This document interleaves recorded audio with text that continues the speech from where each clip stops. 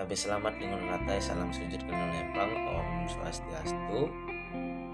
Umat sedharma yang dikasihi oleh Ida Sang Yang Widiwasa Ranjing Hatar Langit Kristo Allah Ta'ala.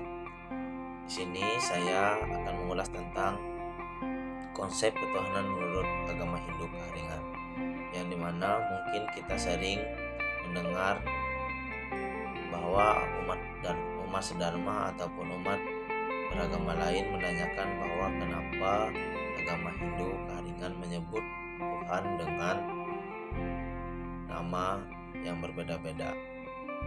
Karena sebenarnya Tuhan itu hanyalah satu, Tuhan itu adalah tunggal, yang dimana hanya saja mengikuti bahasa daerah masing-masing.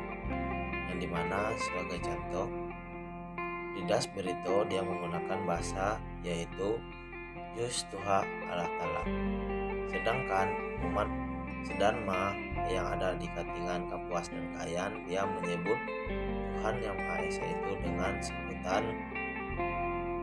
Ranjing Hatala Langit, yang mana sebenarnya itu adalah penyebutan yang sama. Tuhan itu adalah tunggal. Mengapa orang bijak menyebut Tuhan itu dengan sebutan yang berbeda-beda? Yang pertama, karena di daerah masing-masing menggunakan bahasa yang berbeda, dan juga adat dan budaya dari daerah masing-masing itu berbeda-beda. Sedangkan tujuan dari apa yang dilakukan oleh umat sedharma itu tujuannya ialah sama. Dalam pemujaan mungkin di Das Berito dan Kahayan dan Katingan dan aliran lainnya mungkin berbeda-beda, yang dimana sebagai contoh mungkin daerah Barito dia menggunakan sarana yang dimana dalam satu contoh menggunakan beras ambaruan yang berjumlah 8, yang dimana mengingat 8 itu adalah ke orang suci. Sedangkan untuk Katingan, Kapuas, dan Kahayan dia menggunakan beras ambaruan 7. Nah, mungkin kita dari perbedaan ini mungkin sering bertanya kenapa di Das Berito dan di Katingan dan Kahayan itu dari sarana berbeda. Yang harus teman-teman ketahui atau umat sedharma ketahui, ini kita hanyalah mengikuti dari leluhur ataupun tempat tersebut.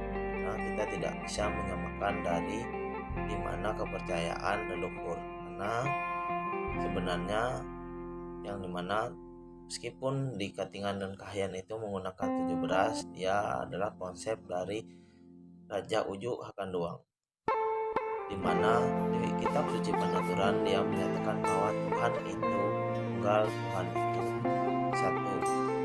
Hanya saja penyebutan dan nama dan tata upacaranya saja yang mengikuti dari tempat-tempat yang berbeda. Orang bijak mengatakan bahwa nama Tuhan itu berbeda-beda. Sebagai contoh yang dimana ketika saya di sekolah, mungkin keponakan atau saudara saya memanggil saya dengan nama yaitu Bapak Guru. Sedangkan kalau saya di rumah, mungkin adik dan keponakan saya akan memanggil kakak maupun paman. Sedangkan kalau saya sedang berjualan, mungkin teman-teman umat sedharma akan memanggil saya adalah paman jualan. Sedangkan kalau saya sedang bertani, teman-teman saudara sekalian akan menyebut saya petani. Sedangkan kalau saya sedang melayan, mungkin teman-teman akan menyebut saya sebagai pelaut atau pelayan. Nah, dari sini kita bisa mengutip contoh di mana nama Tuhan itu menurut tempat dan situasi tersebut. Orang bijak mengatakan banyak nama Tuhan, tapi sebenarnya dan seutuhnya Tuhan itu hanyalah satu dan Tuhan itu tunggal. Sekian yang bisa saya sampaikan, saya tutup dengan nama Santi dari saya. Om Santi.